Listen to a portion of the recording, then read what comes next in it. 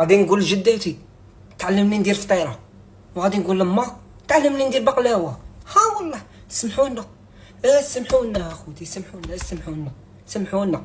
ماشي انا اللي كنت نهضر في الفيديو الاول، لا ماشي انا، خويا وتاكسي يدير خطره، انا خاطيني سمحونا. تا مغاربه مالكم مع ضربات الجزاء؟ هل هنالك من ابراهيم دياز كثيرا؟ مازال متعلم، الناس تتعلم من الغلطه، نتوما ما تتعلموش. ما فهمتش انا، ضيعتو في الدقيقه التاليه وزدتو ضيعتو في لي بينالتي. تعلموا عندك خوتي. قولوا الصح، هذه ما تفكركمش بابراهيمي؟ قولوا الصح. انا غير باش شكون اللي استشفاو، شكون اللي هضر فيهم، شكون اللي عايب عليهم منا. انا على بالي بلي اتاكوهم، على بالي انا بالعين درت فيديو هكا باش نشوفكم، باش نروماركي شكون اللي راه معاهم واقف ولا لا، شكون راه واقف معاهم كيما راني واقف معاهم انايا.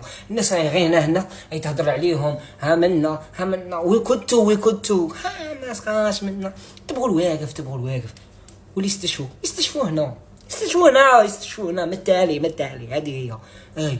قال لكم المغاربه راهم كيما لا سبتة لا بليلية لا كاس افريقيا لا برونزية والو. كاس اتيف السلام عليكم يا بنات الجزائر طا طا طا طا، يا بنات الجزائر طا طا طا طا، يا بنات الجزائر يلي رحتوا المروك وديتوها، يا بنات الجزائر يلي رحتوا وديتوا المرتبة الثالثة.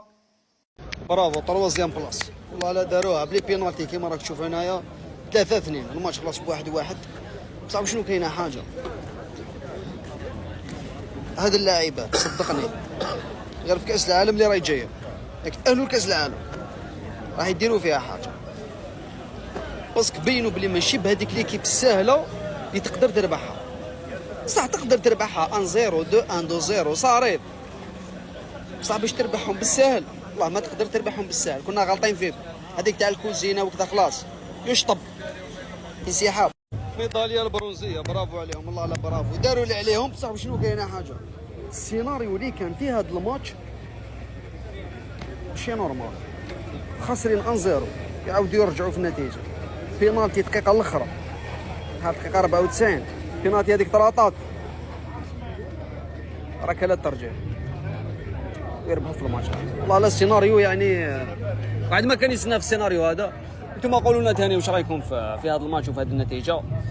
مبروك قلت لكم هذيك تاع الكوزينه انسحاب. اللي ماهوش داير ابوني دار ابوني ليكيب ودوك الشيء رانا لايف في صادقنا غلبك. فتيات القوة تاعنا يعطيهم الصحة اليوم ربحوا المروك في المروك بضربة الجزاء بعد ما كمل الوقت الأصلي. أخوتي والمروك رطت بينالتي في 97 مرافقنا لي بينالتي وربحناهم 3-2. ماركينا 3 ورطينا 2، هما ثاني ماركاو 2 ورطاو 3، وحنا دينا الميدالية البرونزية لأول مرة في التاريخ.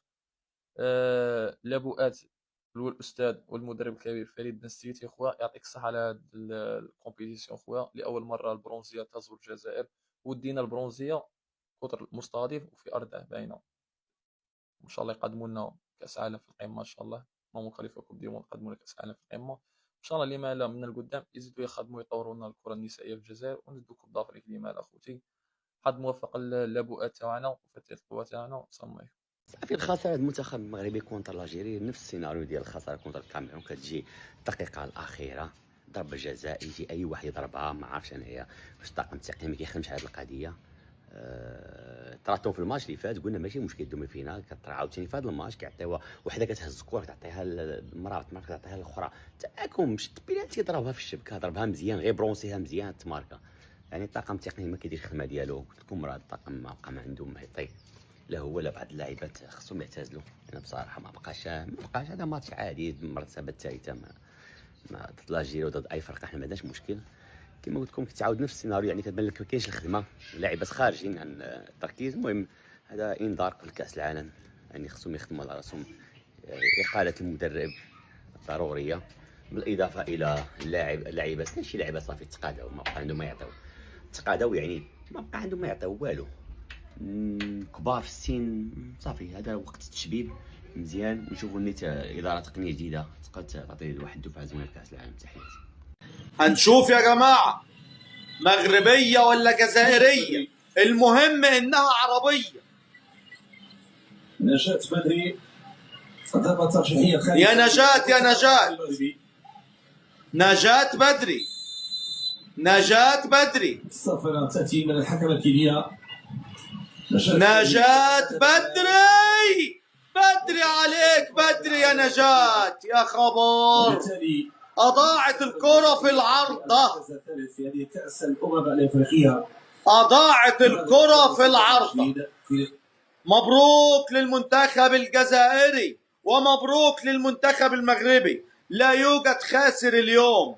أهم شيء تأهل المنتخبين لكأس العالم في البرازيل 2027. مفيش حد خسران. مباراة الإخوة، مباراة الشقيقين على المركز الثالث هي جزائرية مغربية، الفرحة عربية. كنا نتمنى أن يلتقي المنتخبين في النهائي وتكون الكأس عربية، ولكن قدر الله وما شاء فعل. في الأول والآخر احنا اخوات أشقاء، محدش هيقدر يفرق بيننا أبدا. المغرب والجزائر، مبروك للاتنين، مبروك للمنتخبين يا جماعة، كلنا اخوات وأشقاء. ضربات الجزاء تبتسم للمنتخب الجزائري وتدير ظهرها مرة أخرى للمغرب. معلش يا جماعة، زي ما قلت لكم صدقوني مفيش حد خسران، مفيش حد خسران، الاتنين كسبانين. كنا نتمنى أن يتوج أحد المنتخبين بالبطولة، ولكن شاءت الأقدار أن يلتقيا على تحديد المركز الثالث على البرونزية. قدر الله وما شاء فعل. أهم حاجة الفرحة العالمية بالتأهل لكأس العالم في البرازيل. تحياتي ليكم يا جماعة، شرفونا بالمتابعة. إخواتي في الجزائر وإخواتي في المغرب، شرفونا بالمتابعة، شرفونا بالمتابعة. مبروك علينا كلنا، مفيش حد خسران والله. تسلموا تسلموا، افرحوا كلكم في الجزائر وفي المغرب، افرحوا، مفيش مشكلة، كلنا اخوات يا جماعة، كلنا اخوات. يعلم منتخب كي داير، قالك تطور الكرة النسوية منين؟ اقسم بالله ما عاد سيروا للكوزينة، قسما بالله اقسم بالله ما عاد سيروا للكوزينة، غسلوا الماعن وطيبوا المحمصة. ترى ما منتخب ما توزع من الاخر. يعلم منتخب كي داير. تريليون مبروك للمنتخب الجزائري النسوي، والله القسم من القلب تريليون مبروك ليهم، يستاهلوا. يعني بالفنيدق من جانب القوات المغربية ولا بن عمي مير تروازيام مستحقة للمنتخب الجزائري.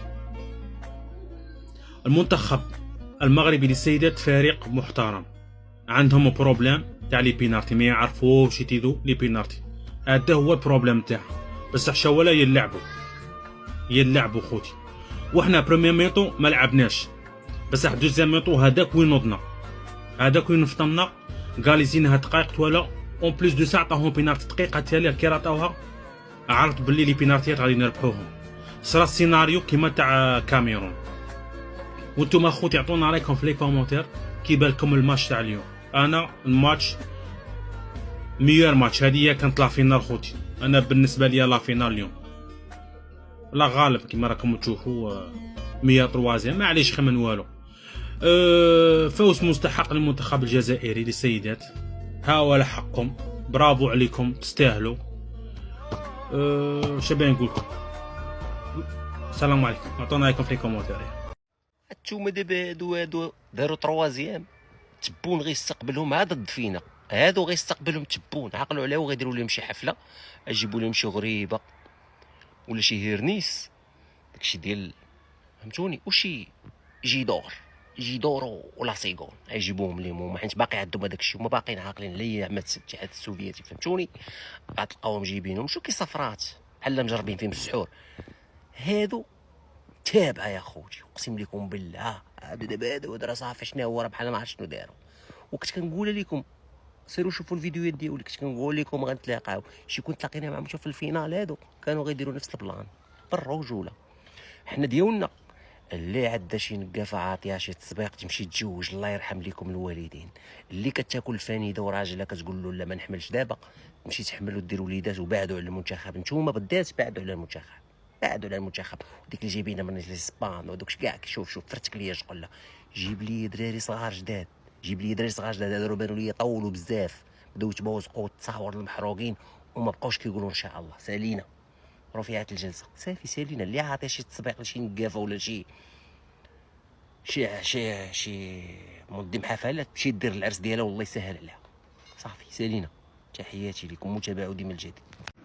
هو في ايه؟ حد يقول لي هو المغرب امتى هيفوز بضربة جزاء؟ امتى هيشوط ويقدر يحيز ضربة جزاء؟ الجزائر تفوز على المغرب بضربات الجزاء. عقدة منتخبات المغرب هي الشوط ضربة جزاء. هل الثقة الزايدة للمنتخبات المغربية انه هيقدر يخلصوا المباراة في ارض الملعب ما بيخلوش المدربين يعودوهم على شوط ضربات جزاء على اساس ان هم مش هيوصلوا للمرحلة ديت؟ النهارده خسر منتخب المغرب امام منتخب الجزائر الميدالية البرونزية لبطولة كأس الامم الافريقية للسيدات اللي بتقام على ارضه وسط جمهوره بعد ما تقدم في الشوط الاول بهدف، ثم بعد دفاع مستميت من المنتخب الجزائري طوال المباراه، سيطره بالطول وبالعرض للمنتخب المغربي اثناء المباراه، ضيع فرص كتير، جات له ضربه جزاء للمنتخب الجزائري في الشوط الثاني احرز منها التعادل، وعلى بعد ثواني قليله من انهاء الشوط الثاني والمباراه ولعب ضربات الجزاء منتخب المغرب اتحسب له ضربه جزاء صحيحه ولكن ايضا ضيعها، كانت كفيله انه يفوز ويخلص على المباراه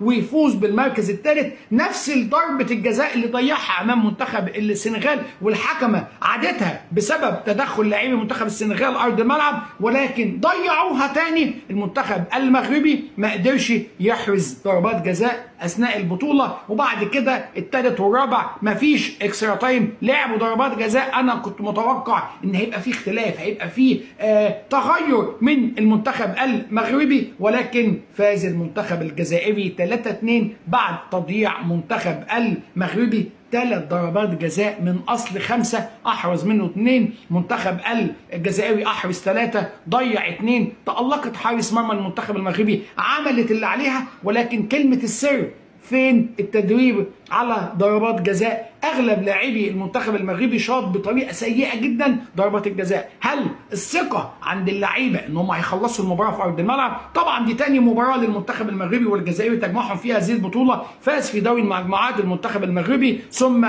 فاز منتخب الجزائر ولكن بضربات الجزاء بعد التعادل 1-1 من الوقت الاصلي للمباراه. هارد لك، الاثنين صعدوا الى كاس العالم، الاثنين هيلعبوا في البرازيل. اتمنى من كلا المنتخبين التدريب وعمل لقاءات ومباريات قويه جدا، لان المستوى في بطوله افريقيا حاجه او حماده، والمستوى في كاس العالم في البرازيل هيبقى حاجه تانية. كل المنتخبات العالميه، المانيا، البرازيل، المنتخبات المصنفه المعتاده على الفوز بكاس العالم. مش بنطالب كده المنتخبين الممثلين للعرب في بطولة افريقيا عن شمال افريقيا انه يفوزوا بكاس العالم، ولكن دي تاني مشاركة للمنتخب المغربي على التوالي، واول مشاركة للمنتخب